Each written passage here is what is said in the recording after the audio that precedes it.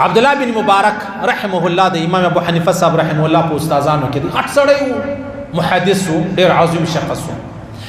اغله سړی را لې ورته ویلې ول حضرت زما پر دا ګوډه باندې بیا د بيد معافي او دانه را ختلې ده وکاله کیږي د جهان علاجونه م پسې وکړلو جوړیږي نه ماته لار راوښیا ماته یو داس ترتیب راوښیا چې الله رب العزت ماته شفا راکړي عبد الله بن مبارک نه درته چې ترا نږدې سه زب دم در باندې وکړه ترا نږدې نه ورته ویلې ول داسې وکړه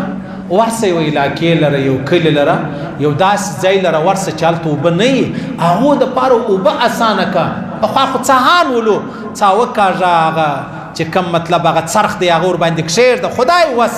که هغه پمپ دی هغه پمپ ورباندې ولګوه او بیا هغه رسۍ و ډولس ول هغه راوړه دوې درې بدنیانې کښېږده ځه په مخه دې ښه شه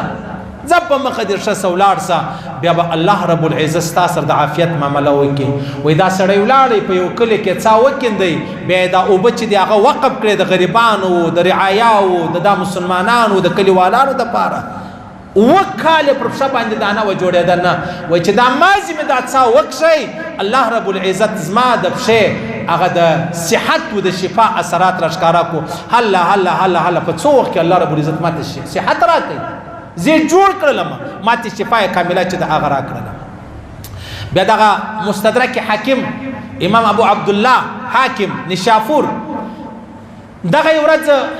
بیمار سودانې پر راوختلې چې راوختلې بیا د مسجد مولوي صاحب لره څوک راواستوي چې ورته ووایه جمعې په لمانځه کې ماته دعا وکړه زه بیمار یم ډېر علاجونه مې وکړه جوړېږم نه نو بیا په جمعه کې مولوي صاحب دعاګانې وکړي خلکو امین امین ووایي بیا یوې زنانې خوب لیدلی و زنانې خوب ولیدی پیغمبر علیه السلام ورته ویلې ول داسې وکړه امام ابو عبدالله لره ورسه حاکم نشاپوري علاقې خلکو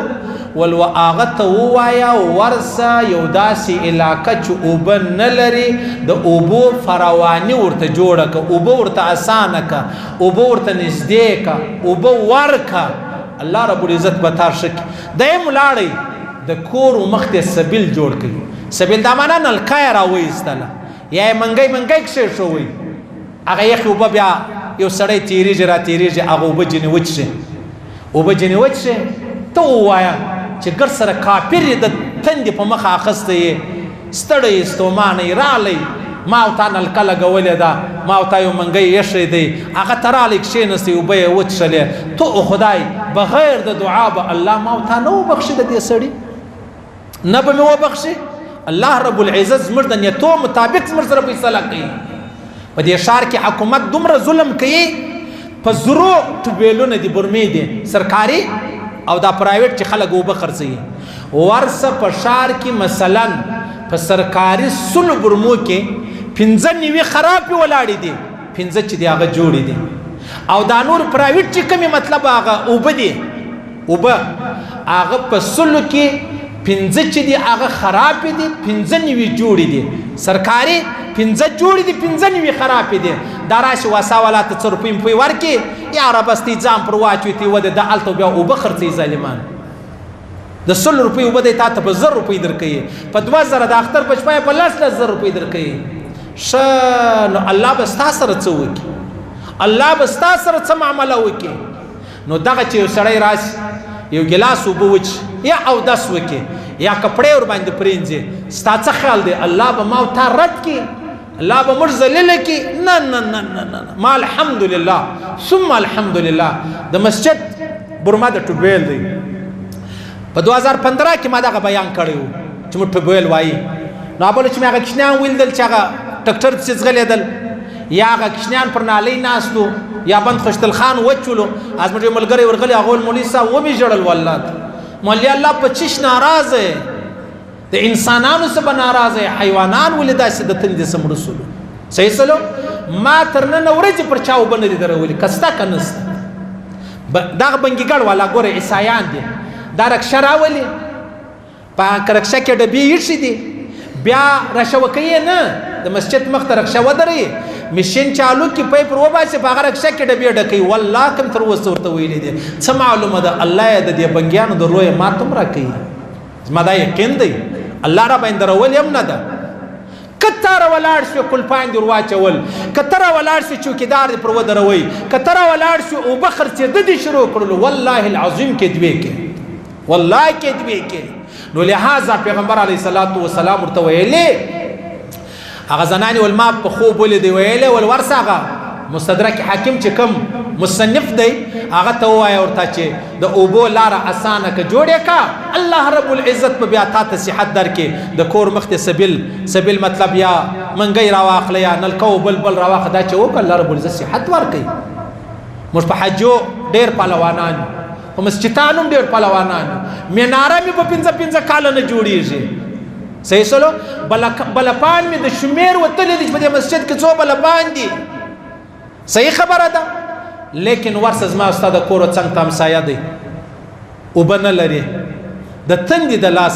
د لاسه ناست دي که یو ځای اوبه پیدا شوې موږ به بیا وچ شو څومره بده خبره ده الله اکبر الله زال ما په دې خبره ما زما شرح صدر سوی ده پر دې خبره زه الحمدلله زه په دې کې بندش نه کوم زه قطعا نه کوم دا زموږ باترومان دي د مسجد ورسې نور مسجدان لره ورسې بنګیانو ته په ټیکا ورکړي چاته 20,000 چاته 10,000 چا 50,000 هغه بیا روپۍ جنې اخلي قرار کاروبار شروع دي ملایانو خو ډېر کارونه سره شلېدلي دي کمیټۍ والا هم ډېر کار سره شلېدلی دي ما الحمدلله تر نن ورځې د بنګي څه 2 روپۍ نه دي اخیستې چې دا اوبه هم زما دي نلکه هم زما ده که خرابه سو هغه هم زما ده دا زه کوم پروا نه لري یو لاروی به تېرېږي یو مسافر به تېرېږي باترومانه کې هم دی ترتیب جوړ کړی یو باتروم یې خلاص کړی دی 24 غنټې چې یاره هر سړی رالی هغه ورتللی سي د بنګي ضرورت نشته د دروازې د خلاصون په خدای قسم کله موږ ووینو یوه زنانه راسي څومره د شرم او د حیا خبره ده هغه دومره پریشانه مجبور یې زه الله ته وایم یا الله ما د دې زنانې او د دې خور په خاطر وبخښه بس زه نور یو شی نه غواړم تاسو هم دغه لاره خپله کوي په خدای قسم کې الله در باندې ماښام کې ها کمی چل و دوکه کوله کمی د نامه و د ریا دپاره کول چل و دوکه و نه مو ریا به ګر در ورسېږي خو یو الله و جنت به وتا ته نه در رسېږي پیغمبر علیه صلات وسلام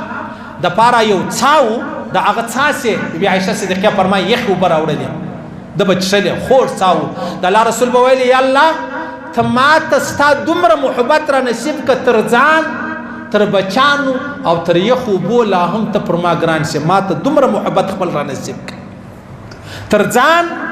تر اهل اولاد او تر یخو اوبو یا الله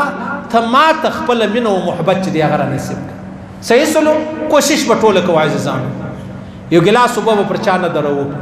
یو منګی اوبه به پر چا لوټه اوبه به نه درو که زما او ستا په وس ولاړ به سو سارا او کل رالته اوبه نسته څاوه کینده راځه په مخه در شه صحیح الله ته وایه الله دا خو هغه شی دی چې ستا نبي فرمایلی ولو زه ولاړمه د جنت په ورځ به الله رب العزت و تا ته دا شی درکوي د الله رسول فرمایي که تا داسې چم وکئ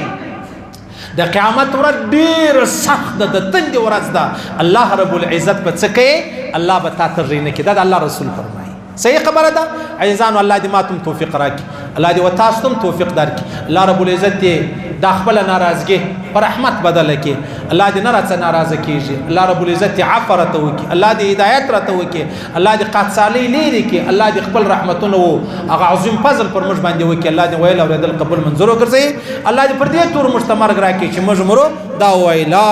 اله الا الله